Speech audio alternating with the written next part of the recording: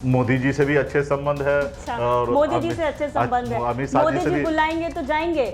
अमित शाह जी से भी अच्छे संबंध है। और नहीं सर, आपने कहा मोदी जी से अच्छे संबंध है, तो क्या मोदी जी बुलाएंगे तो आप जाएंगे? देखिए, मेरा उनसे पर्सनल कोई लड़ाई नहीं है। अच्छा, तो हमारी लड़ाई जो पर्सनल नहीं है कि अमित शाह जी मेरा कहीं का घर कब्जा कर लिया या मोदी जी मेरा घर कब्जा कर लिया, ऐसा तो लड़ाई है नहीं। ठीक है, आज सत्ता में हो, पावर में हो, ठीक है, लेकिन एक दिन ये सत्ता पावर से आप उतरोगे और जिस रोज आप उतरोगे उस रोज आपके संविधान का औकात आपको हम बताएंगे। पावर का गलत इस्तेमाल करते, संविधान को गलत इस्तेमाल करके ब्यूरोक्रेट हो, चाहे हाई कोर्ट हो, सुप्रीम कोर्ट हो, सबको कंप्रोमाइज करके रखें, चुनाव आयोग को कंप्रोमाइज करके रखें, सबको डरा के रखें, सबको खरीद के रखें। अगला देश का प्रधानमंत्री राहुल गांधी जी होंगे और राहुल गांधी जी को प्रधानमंत्री में जो लोग सहयोग कर सके, चाहे वो मुकेश सहनी हो, तेजस्वी जी हो, या ममता दीदी हो, या प्रशांत किशोर जी हो। हम लोगों के पास तो अडानी अंबानी है नहीं कि वो कोई हमको फंड करे और हम आपके विधायक और सांसद खरीदे, सरकार गिराएं। हमारे पास तो ऐसी कोई व्यवस्था नहीं है। ये व्यवस्था बीजेपी के पास जरूर है,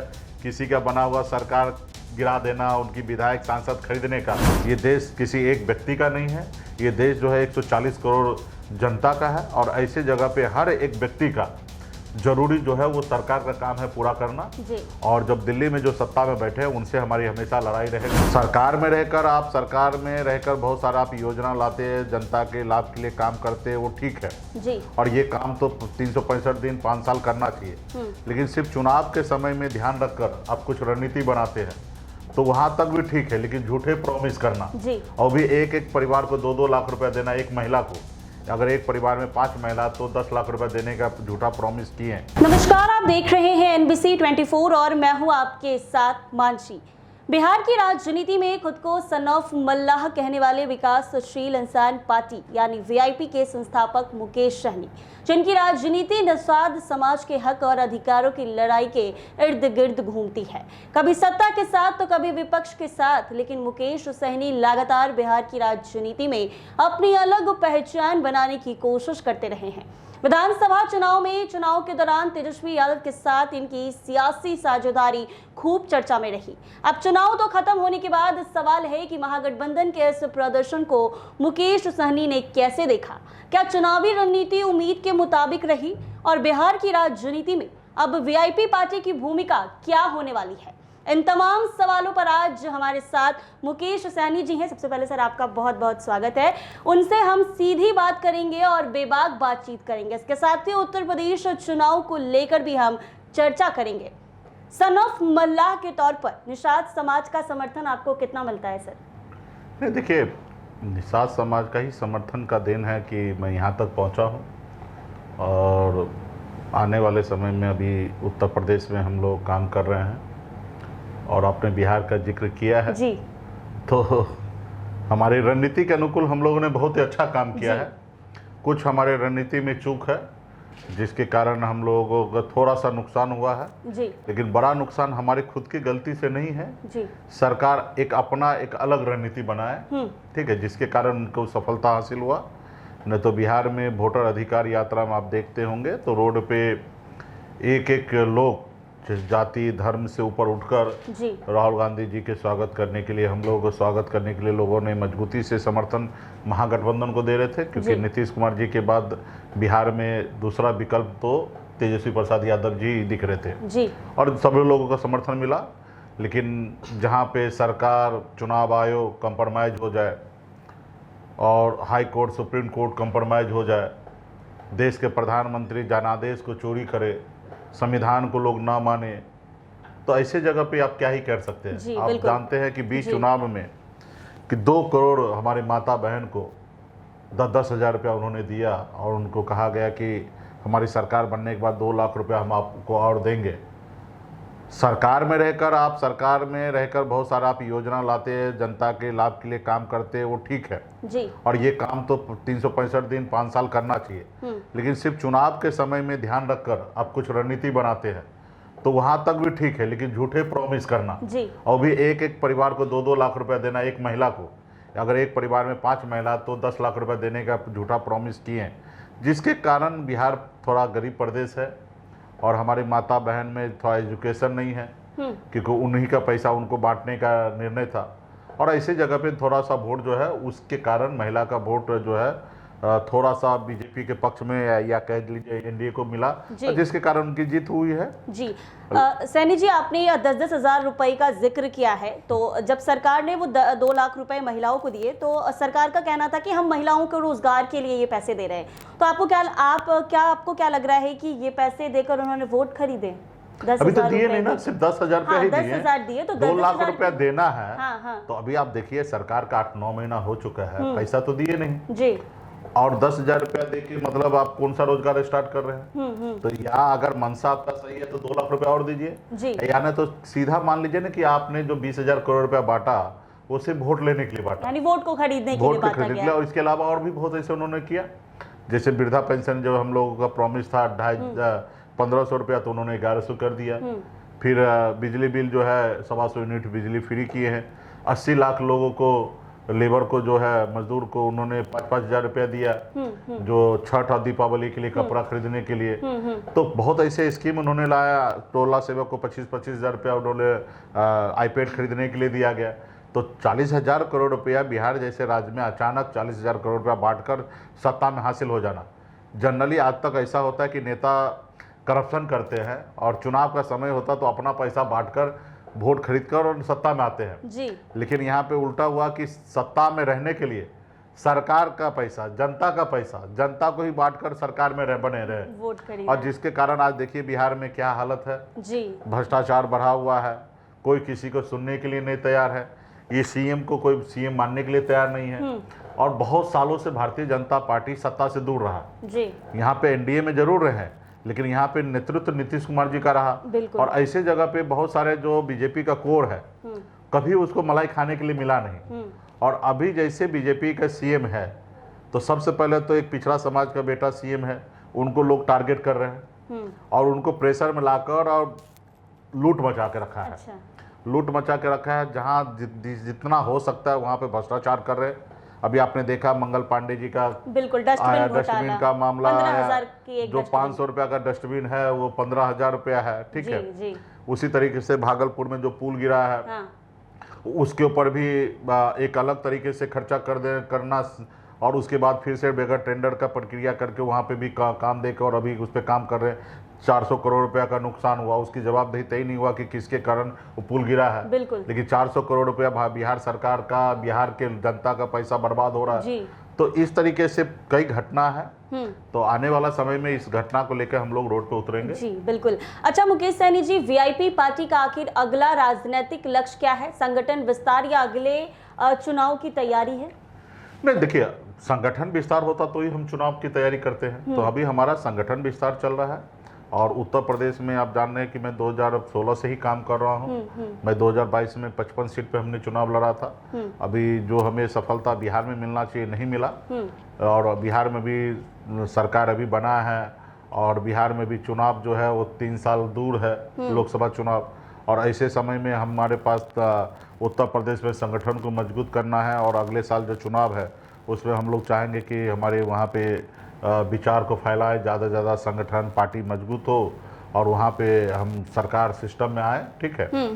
तो उसके लिए हम लोग मेहनत कर रहे हैं जी। और सिर्फ उत्तर प्रदेश नहीं, कर्नाटक है, एमपी है, उत्तर झारखंड है, 5 राज्य में हम लोग काम कर रहे हैं पहले से ही और आने वाले समय में आपको 29 में दिखेगा कि 5 राज्य में संगठन हमारा रहेगा।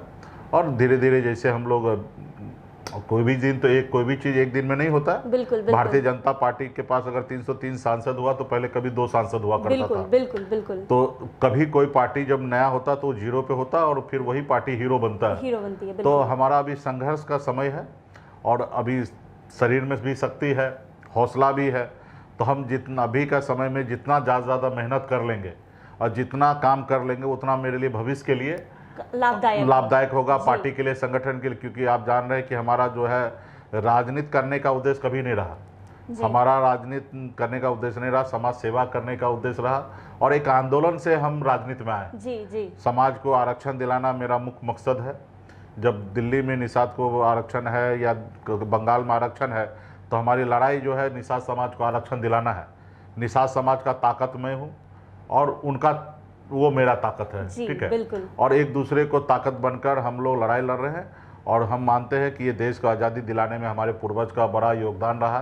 ये देश हमारा है, ये देश संविधान से चलेगा, ये देश किसी एक व्यक्ति का नहीं है, ये देश जो है 140 करोड़ जनता का है। और ऐसे जगह पे हर एक व्यक्ति का जरूरी जो है वो सरकार का काम है पूरा करना जी। और जब दिल्ली में जो सत्ता में बैठे हैं उनसे हमारी हमेशा लड़ाई रहेगा कि आप अगर दिल्ली कुर्सी पे बैठे हो तो आपकी जवाबदेही है कि जो गलत हो रहा है देश में उसको सही करना, चाहे वो विद्यार्थी के साथ, स्टूडेंट के साथ हो, कभी गरीब किसान के साथ हो, मजदूर के साथ हो या मछुआरा के साथ हो जी। तो हमारी दिल्ली के सरकार से लड़ाई होगा।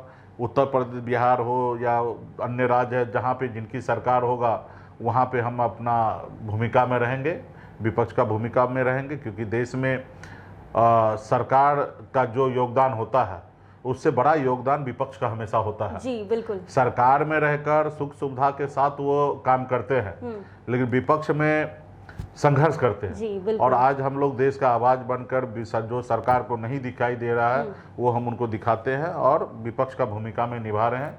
और आने वाला समय में सरकार के हर गतिविधि पे हमारा नज़र रहेगा और आने वाला समय में हम चाहेंगे कि हमारी इंडिया ब्लॉक का सरकार देश में बने, अन्य राज्य में बने और हम लोग देश में जो समाज से गरीब, पिछड़ा, किसान से जो संकल्प लिया है कि उनकी ज़िंदगी में बदलाव लाए तो उसके लिए काम करेंगे। जी बिल्कुल। सैनी जी, क्या आपको लगता है कि महागठबंधन चुनावी रणनीति में कभी कमजोर पड़ गई? विधानसभा चुनाव में कहाँ कमजोर पड़ी?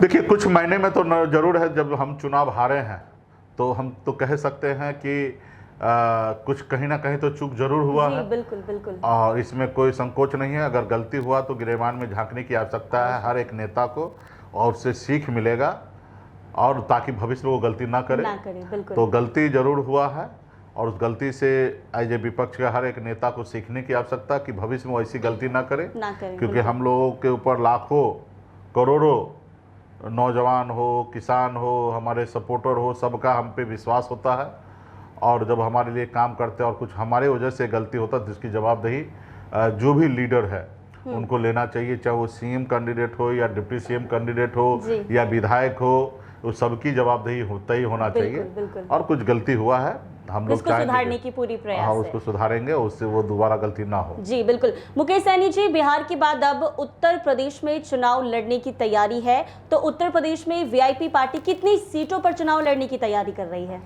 देखिए, उत्तर प्रदेश में अभी हम संगठन पे, निषाद समाज पे काम कर रहे हैं। एक आंदोलन हमने स्टार्ट किया है, आरक्षण नहीं तो भाजपा को वोट नहीं। और सभी माता बहन, नौजवान साथी, पार्टी के नेतागण हाथ में गंगा जल लेकर संकल्प ले रहे हैं कि अगर आरक्षण नहीं देंगे 2027 से पहले हम वोट नहीं देंगे। ये अभियान मेरा पूरे गांव-गांव में चल रहा है और इस अभियान के बाद नवंबर में हम पॉलिटिकल निर्णय लेंगे। अच्छा। अभी हम पॉलिटिकल निर्णय नहीं ले रहे हैं क्योंकि वहाँ पे एक हमारे निषाद समाज के political party already doctor Sanjay Nishad ji बना के रखे हैं जी। और वो दुख ये बात का है कि वो भी कभी आंदोलन से ही जन्म लिए हैं और वो अभी भाजपा सत्ता के साथ बने हैं और हमारा वो सत्ता से ही लड़ाई है कि निषाद समाज की तरक्की के लिए, उनकी बेहतर भविष्य के लिए रिजर्वेशन दिया जाए। और ऐसे जगह पे हमने 6 महीने का समय उनको दिया है कि 6 महीने में वो आप निर्णय लो, आरक्षण दिलाओ या ना तो सत्ता को छोड़कर विपक्ष की राजनीति करो। और यदि अगर वो नहीं लेते हैं तब हम पॉलिटिकल निर्णय लेंगे, लेकिन वो हम 15 नवंबर के बाद लेंगे। अभी हम वहाँ पे संगठन को, पार्टी को मजबूत कर रहे हैं, समाज के साथ कंधे से कंधे मिलाकर काम कर रहे हैं ताकि योगी मोदी जी देखे, समझे, डरे और निषाद को आरक्षण करें।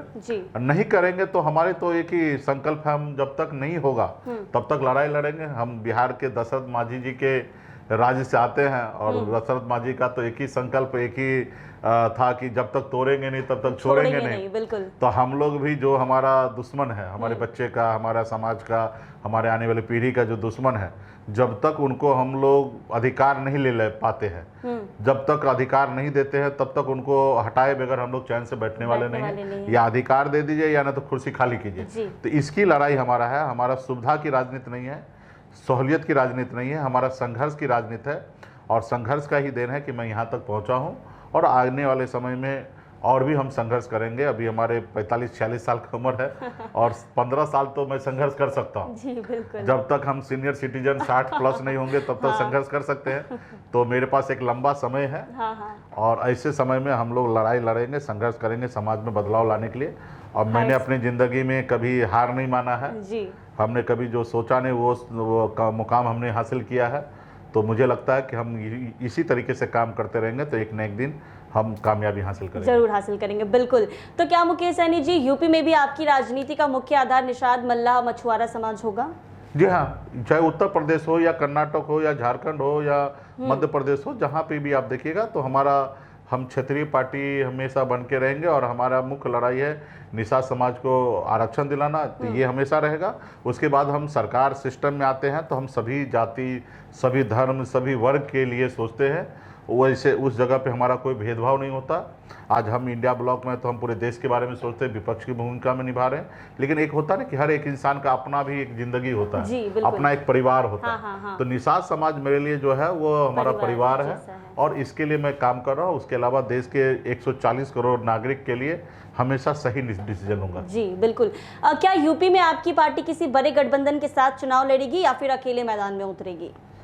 हमने कहा कि इसका डिसीजन हम 15 नवंबर के बाद लेंगे और ऑफकोर्स मैं इंडिया ब्लॉक में हूँ मैं, और बिहार में हमारा चेहरे पे तो बिहार में चुनाव हुआ है और राहुल गांधी जी से अच्छे संबंध है, अखिलेश जी से अच्छे संबंध है और मोदी जी से भी अच्छे संबंध है। अच्छा, और मोदी जी से अच्छे संबंध है, मोदी जी बुलाएंगे तो जाएंगे। अमित शाह जी से भी अच्छे संबंध है। और नहीं सर, आपने कहा मोदी जी से अच्छे संबंध है, तो क्या मोदी जी बुलाएंगे तो आप जाएंगे? देखिए, मेरा उनसे पर्सनल कोई लड़ाई नहीं है। अच्छा। मेरा लड़ाई विचार का है। हाँ। अगर मेरे विचार को एडॉप्ट कर लेते हैं या मेरे विचार पे वो काम करते हैं तो मेरा बस, हम जो चाहते हैं देश में कि भाई सब भाईचारा के साथ रहे। जो लालू जी का विचार है वो हमारा विचार है, जो राहुल गांधी जी का वो मेरा विचार है। जिससे राहुल गांधी जी का विचार बीजेपी अडॉप्ट कर ले या लालू जी का विचार अडॉप्ट कर ले तो फिर हमारी लड़ाई नहीं रहेगा। बिल्कुल। तो हमारी लड़ाई जो पर्सनल नहीं है कि अमित शाह जी मेरा कहीं का घर कब्जा कर लिया या मोदी जी मेरा घर कब्जा कर लिया, ऐसा तो लड़ाई है नहीं। मेरी लड़ाई विचार का है, विचार की कि जो कुर्सी पे वो बैठे हैं उस कुर्सी पे बैठ के सही काम कीजिए।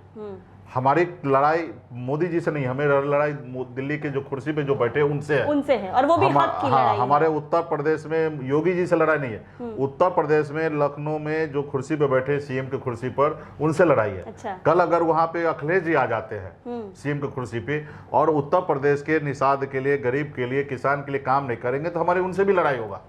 कल दिल्ली में अगर मोदी जी हटते हैं और राहुल गांधी जी बैठते हैं तो राहुल गांधी जी अगर जो प्रॉमिस की है कि देश में जाति आधारित गणना कराएंगे, जिनकी जितनी संख्या उनको उतनी हिस्सेदारी देंगे, अगर वो नहीं करते तो फिर हमारे उनसे भी लड़ाई होगा। जी बिल्कुल। तो मेरा किसी व्यक्ति से लड़ाई नहीं, उस कुर्सी पे जो बैठे उनसे लड़ाई होगा। उनसे लड़ाई है। तो रहा की राजनीति में एक दूसरे को हम लोग जानते हैं, काम भी किए हैं, तो हम लोग किसी से पर्सनल तो है नहीं दुश्मनी।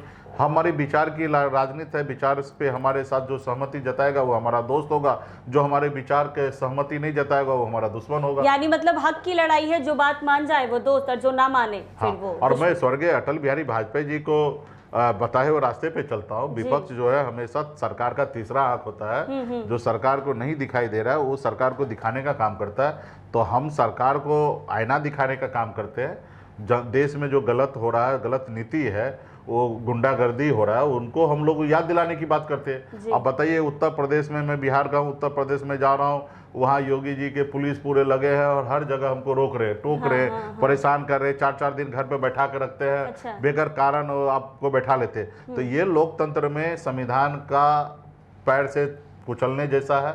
और जो लोग इसको संविधान को नहीं मानते उन लोगों को हम लोग उनको आईना दिखाते हैं। ठीक है, आज सत्ता में हो, पावर में हो, ठीक है, लेकिन एक दिन ये सत्ता पावर से आप उतरोगे और जिस रोज आप उतरोगे उस रोज आपके संविधान का औकात आपको हम बताएंगे। तो ये हमारा हर एक अफसरशाही से भी है और जो सरकार में बैठे, जो सिस्टम में बैठे सरकार का जो लोग हैं उनसे भी है, राजनेता से। जी बिल्कुल। तो क्या बिहार में चुनाव लड़ने के बाद अब यूपी में कदम बढ़ाना क्या वीआईपी को राष्ट्रीय राजनीति की तरफ ले जाने की शुरुआत है? क्योंकि आपने कहा भी कि आप 5 राज्य की तैयारी कर रहे हैं, तो क्या आपको है कि यूपी में अगर बिहार की राजनीति में अलग पहचान बनाने के बाद अब सन ऑफ मल्लाह की पहचान अब पूरे देश में धीरे धीरे जाने वाली है? हाँ, निश्चित तौर पे कोई भी पार्टी, हमने पहले भी कहा ना कि नया होता है, जब उसके बाद मेहनत करते हैं, काम करते हैं, तो वही पार्टी नेशनल बनते हैं या एक राज्य का बड़ा पार्टी बनते हैं। तो हमारा स्टार्टिंग है, तो हम लोग संघर्ष कर रहे हैं क्योंकि हमको ये राजनीति कोई विरासत में नहीं मिला है। जी बिल्कुल। हम स्वयं संघर्ष करके यहाँ इस मुकाम पे पहुंचे हैं। जी, मेहनत करके यहाँ तक करके पहुंचे हैं, 900 रुपये महीने पे नौकरी करके यहाँ तक पहुंचे हैं।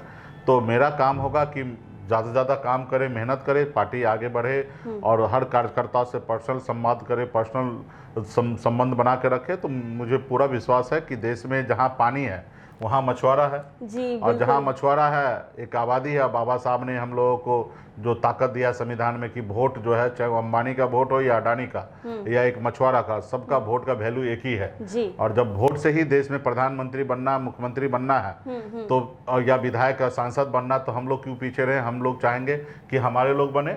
हाँ। आज तक हमारे लोग वोट बेचते रहा, हाँ, जिसके लेके हमारे आने वाला पीढ़ी का भविष्य बेचते रहा। जी, तो अब हम लोग लोगों को जागरूक कर रहे हैं कि अपने वोट मत बेचिए, और बदलाव के लिए, परिवर्तन के लिए, अपने बच्चे के परिवर्तन के लिए, बदलाव के लिए आप वोट गिराइए। देश का बदलाव हो, देश में हर जाति धर्म के लोग सही से रहे, इसके लिए वोट डालिए। सोच समझ के वोट डालिए कि किसको वोट दे रहे हैं, क्यों दे रहे हैं, इससे हमारा फ़ायदा क्या है और इससे नुकसान क्या है। तो ये लोगों को जागरूक कर रहे हैं। जिस रोज समाज जागरूक हो जाएंगे उस रोज निश्चित तौर पे पार्टी नेशनल पार्टी बनेगी। जी, यानी नेशनल पार्टी बनेगी। तो बिहार की राजनीति में अपने अलग पहचान बनाने के बाद अब सन ऑफ मल्लाह की नज़र उत्तर प्रदेश पर भी है। वीआईपी पार्टी यूपी के चुनावी मैदान में उतरने की पूरी तैयारी कर रही है। ऐसे में अब सवाल यही है कि क्या मुकेश सहनी का सियासी दाव यूपी में भी चलेगा, और क्या निषाद समाज उन्हें बिहार की तरह वहां भी अपना मजबूत नेता मानेगा। मुकेश सहनी जी, निषाद समाज का सपोर्ट अक्सर आपको मिलता है, तो क्या लग रहा है उत्तर प्रदेश में चुनाव लड़ने जा रहे हैं आप, यहाँ की तरह वहां भी निषाद समाज के लोग नेता मानेंगे? देश में निषाद समाज का मजबूत समर्थन मिल रहा है, क्योंकि निषाद समाज जो चाहते हैं वही मैं करता हूँ जी। और जिस रोज वो जो चाहते हैं वो करना मैं जिस रोज बंद कर दूंगा उस रोज मुझे समर्थन मिलना बंद हो जाएगा। जी जी। तो मैं जो उनको जो पसंद है वही मैं काम करता हूँ, इसलिए मुझे लोग पसंद करते हैं। हाँ, उनके विपरीत में जिस रोज मैं चलूंगा उस रोज वो मुझे पसंद करना छोड़ देंगे। तो हम उनके बच्चे के हक की बात करते हैं, उनके अधिकार की बात कर रहे हैं, उनके लिए लड़ाई लड़ रहे हैं, तो यही सबसे बड़ी बात है। हमने यूपी में लड़ाई लड़कर अपने मंत्रिमंडल कुर्बान किया है, तो अपने विधायक को कुर्बान किया, और ये सिर्फ समाज के लिए। मैं भी उत्तर प्रदेश में डॉक्टर संजय निषाद जी के जैसे कंप्रोमाइज हो जाऊं, मोदी जी योगी जी को भगवान मानने लगूं, तो शायद मेरा भी हाल जो है उनके जैसा हो जाएगा। लेकिन हम लोग मानते हैं कि कोई हमारा भगवान नहीं हो सकता है, हमारा कोई खुदा नहीं हो सकता है। हाँ, जिस कुर्सी पे वो बैठे वहाँ पे काम करे तो मेरा जरूर मददगार हो सकता है, लेकिन भगवान कभी कोई नहीं हो सकता है। और जब तक जो हमको मदद ना करे, कुर्सी पे बैठकर संविधान के साथ न्याय ना करे, तो हम उसको भगवान भला क्या, हम उसको तो शैतान मानेंगे। ठीक है, क्योंकि हमारा अगर उससे नुकसान हो रहा है तो हम तो यही मानते हैं कि हमारा नुकसान वही देता है जो शैतान होता है। जी बिल्कुल। तो भगवान तो हमारा नुकसान कभी नहीं दे सकता है। जी बिल्कुल। सहनी जी, क्या लग रहा है, जैसे बिहार में भी रुख कुछ और ही जनता का देखने के मिला, जनता ने बदलाव चाहा लेकिन रिजल्ट कुछ और आए, तो उत्तर प्रदेश की जनता क्या चाह रही है, क्या लग रहा है वहां भी बदलाव करेगी? देखिए, देश में बदलाव की मांग लहर है, बदलाव के सोच है। हाँ। देश के युवा को आप देखें कि किस तरीके से 18 साल से 25 साल के बच्चे, जिसको प्यार से लोग जैन जी कहते हैं, उन्होंने देश के प्रधानमंत्री को झुकाया है। और देश में बदलाव की मूड है। लेकिन ये लोगों ने अपने पावर का गलत इस्तेमाल करते, संविधान को गलत इस्तेमाल करके, ब्यूरोक्रेट हो, चाहे हाई कोर्ट हो, सुप्रीम कोर्ट हो, सबको कंप्रोमाइज़ करके रखे हैं, चुनाव आयोग को कंप्रोमाइज़ करके रखे हैं, सबको डरा के रखे हैं, सबको खरीद के रखे हैं। लेकिन इस सब से ऊपर है जनता, और एक समय आएगा जनता उनको उखाड़ फेंकेंगे। अभी जब ऊपर में आप रहते हैं तो जरूर आप ऊपर से अपना जितना मसल पावर होता आप दिखाते हैं और लोगों को नुकसान पहुंचाते हैं। तो अभी ये लोग जितना हो सकता है उतना नुकसान पहुंचा रहे हैं। बिहार में जनादेश चोरी करना नुकसान पहुंचाने जैसा रहा, लेकिन हम लोग हार मानने वाले नहीं हैं, लड़ेंगे। और देश के नागरिक, समाज, लोग जिस रोज मजबूती से समझदार हो जाएंगे उस रोज इनको उखाड़ फेंकेंगे। जी मुकेश सहनी, जाते जाते एक आखिरी सवाल, क्या बिहार के मुख्यमंत्री सम्राट चौधरी अच्छे हैं, वो अच्छा कार्य कर रहे हैं, नीतीश कुमार की तरह हैं या फिर नहीं? नहीं, नीतीश कुमार जी का तो बराबरी नहीं कर सकते। हाँ, सम्राट चौधरी अभी सीख रहे हैं, कर रहे हैं, हमारे साथी रहे हैं, मंत्रिमंडल में साथ में हम लोग काम किए हैं। अब रहा कि मोदी जी एक समीकरण देख के उनको बनाए हैं और वो भी कार्य कर रहे हैं, लेकिन उनको कोई सीएम मानने के लिए तैयार नहीं है। बिल्कुल। उन्हीं के पार्टी के लोग नहीं मान रहे, उन्हीं के वोटर नहीं मान रहे, उन्हीं के कार्यकर्ता नहीं मान रहे, और उन्हीं के लोग, विपक्ष से ज़्यादा उन्हीं के लोग टारगेट कर रहे हैं। ठीक है, और उसका टारगेट करने का एक ही है कि उनको प्रेशर में रखे और बिहार में अपनी मनमर्जी करे। और रहा कि वो अपने मन से स्वयं डिसीजन नहीं ले रहे हैं, तो जब डिसीजन नहीं ले सकते हैं तो फिर आप राज्य बहुत अच्छा चला नहीं सकते हैं। ठीक है, बट अभी उनके पास बहुमत है, सरकार में है, तो हम लोग देख रहे हैं, जितना समय दे सकते उतना हम समय दे रहे हैं जी। और हम चाहेंगे कि वो अच्छा करे, क्योंकि जी। बहुमत उनके पास, हम चाह के भी उनको हटा नहीं सकते और हम हटाना भी नहीं चाहेंगे, क्योंकि जब तक उनके पास समय जनता ने दिया तब तक वो लोग सरकार एनडीए का चले और वहाँ पे लीडरशिप का जो होना चाहिए वो क्वालिटी नहीं है, लोग उनको मान भी नहीं रहे। जी बिल्कुल। सैनी जी, एक और आखिरी सवाल, बांकीपुर उपचुनाव में इस बार पासा पलट गया, बीजेपी का गढ़ था लेकिन प्रशांत किशोर ने वहां से जीत हासिल कर ली, इस पर क्या कहेंगे? क्या प्रशांत किशोर बिहार के लिए एक विकल्प बनकर खड़े हो रहे हैं? नहीं, देखिए, प्रशांत किशोर अच्छे बोलते हैं, उनका एक अपना बैकग्राउंड रहा है, राजनीति में आने से पहले उन्होंने देश लेवल पे बहुत सारे पॉलिटिकल पार्टी के लिए काम किए हैं और समझदार आदमी हैं। अब बांकीपुर के जनता ने विधायक को चुना है, ठीक है, कि हमारे क्षेत्र में अच्छा काम करे और पहले उस काम पे खड़ा उतरे। हमारी शुभकामना है, हमारे भी अच्छे संबंध हमेशा रहा है प्रशांत किशोर जी से और आने वाला समय में वो 4 साल अपने क्षेत्र में काम करें। और रहा कि बिहार के जनता के लिए अच्छे बात तो ज़रूर कर रहे हैं, बदलाव की बात कर रहे हैं, तो अकेला से तो बदलाव नहीं होगा जी। उनको 2 धारा है देश में, इंडिया ब्लॉक और एनडीए, किसी दोनों में से एक जगह उनको जाना ही पड़ेगा। और बिहार में उन्होंने बहुत मेहनत किया, बहुत पैसे खर्च किए, बहुत जितना करना चाहिए उन्होंने किया, लेकिन हस्र जो है 3.5% वोट मिला है। बिल्कुल बिल्कुल। तो 3.5% वोट बहुत ज़्यादा कुछ नहीं है, नोटा से थोड़ा सा ऊपर वोट मिला है और 243 सीट पर लड़ने के बाद। तो मुझे लगता है कि वो हमारी शुभकामना है कि वो विधायक बने हैं, अपने क्षेत्र में काम करें और रहा कि विचार के साथ आए देश में और आप उधर रहिए या इधर रहिए तो ही भला हो सकता, विकल्प नहीं बन सकता। विकल्प नहीं बन सकते हैं। विकल्प अभी देश में राहुल गांधी हैं। तो क्या बांकीपुर की जनता ने दिखा दिया बीजेपी को कि हम बदलाव चाहते हैं प्रशांत किशोर को जितवा के? हाँ, देखिए, बीजेपी को से तो नफरत कर ही रहा है और बांकीपुर में तो आप कह लीजिए कि बीजेपी के वोटर, कोर वोटर उनको वोट देते तो काफ़ी है जीतने के लिए। अब ये यहाँ तक हो गया, उनके कोर वोटर भी उनके साथ नहीं है। तो बीजेपी को ज़्यादा चिंता करने की आवश्यकता है कि उनके कोर वोटर भी उनके साथ क्यों नहीं है, क्योंकि 15 साल में 12 साल हो गया और कुछ अच्छा काम नहीं हुआ। पिछले 20 साल से आप बिहार में एनडीए का सरकार है और बिहार में बेहतर बदलाव नहीं है, जिसके लिए उनके कोर वोटर भी उनको साथ छोड़ रहे हैं। और रहा कि प्रशांत किशोर एक विधायक के लिए उनको जरूर चुना गया और देश लेवल पे राहुल गांधी जी विकल्प है। अगला देश का प्रधानमंत्री राहुल गांधी जी होंगे और राहुल गांधी जी को प्रधानमंत्री में जो लोग सहयोग कर सके, चाहे वो मुकेश सहनी हो, तेजस्वी जी हो या ममता दीदी हो या प्रशांत किशोर जी हो, जो लोगों को उस भूमिका में आकर उनको मदद करने की आवश्यकता है, वो मदद करके और देश में एक विकल्प दे। देश के युवा के लिए, गरीब किसान के लिए एक नेता, अच्छे मजबूत विचार वाला नेता जरूरी है, वो राहुल गांधी ही वो पूरा कर सकते हैं। जी सैनी जी, आपने तो अपनी मांग बता दी है, लेकिन जाते जाते एक बार फिर आपसे जानना चाहूँगी कि दिल्ली में बैठी सरकार से क्या मांग है आपकी? दिल्ली के सरकार से यही है कि आप 12 साल हो गया और अभी तक आप कुछ दिखा नहीं पाए हैं, तो कुछ कीजिए। देश बहुत संकट में जा रहा है, युवा रोड पे भटक रहा है, विदेश से काला धन नहीं आया है, 5 किलो चावल से कितना दिन तक आप लोगों को खिलाइएगा, कुछ कीजिए, हमारा देश आगे बढ़े। अभी 3 साल आपके पास ही पावर है, हम लोगों के पास तो अडानी अंबानी है नहीं कि वो कोई हमको फंड करे और हम आपके विधायक और सांसद खरीदे, सरकार गिराएं। हमारे पास तो ऐसी कोई व्यवस्था नहीं है। ये व्यवस्था बीजेपी के पास जरूर है, किसी का बना हुआ सरकार गिरा देना, उनकी विधायक सांसद खरीदने का, तो वो जनादेश को अपमान कर सकता है जनता को, लेकिन हम लोग तो नहीं कर सकते।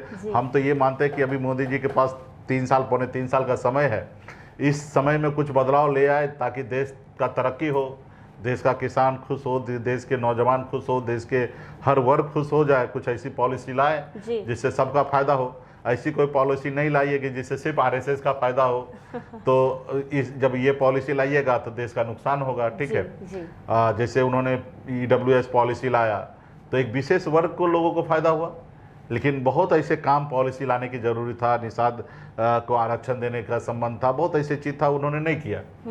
तो जो काम देश के हित में होना चाहिए वो करना चाहिए। किसी जाति, किसी धर्म, किसी व्यक्ति विशेष के लिए काम नहीं करना चाहिए, क्योंकि देश का प्रधानमंत्री है, देश के माई बाप हैं और आप जो सोचेगा उससे देश का अगला पीढ़ी, अगला नस्ल पे उसका छाप चढ़ने वाला, असर पड़ने वाला है। तो ऐसे जगह पे देश के लिए काम करें। चलिए मुकेश सैनी जी, बहुत बहुत शुक्रिया अपना कीमती वक्त हमें देने के लिए। तो वीआईपी के संस्थापक और सन ऑफ मल्लाह कहे जाने वाले मुकेश सैनी जी आज हमारे साथ मौजूद थे, जिनसे आज हमने देश की राजनीति से लेकर उत्तर प्रदेश के चुनाव से लेकर बिहार तक पर चर्चा की है। सभी पर इन्होंने अपनी राय बेबाकी से दी है और उत्तर प्रदेश में जो चुनाव होने वाले हैं उस पर वीआईपी चुनाव लड़ने जा रही है और हक की लड़ाई और मांग अक्सर इनकी सरकार से होती रहेगी। ऐसे ही तमाम अपडेट्स के लिए बने रहे NBC 24 के साथ।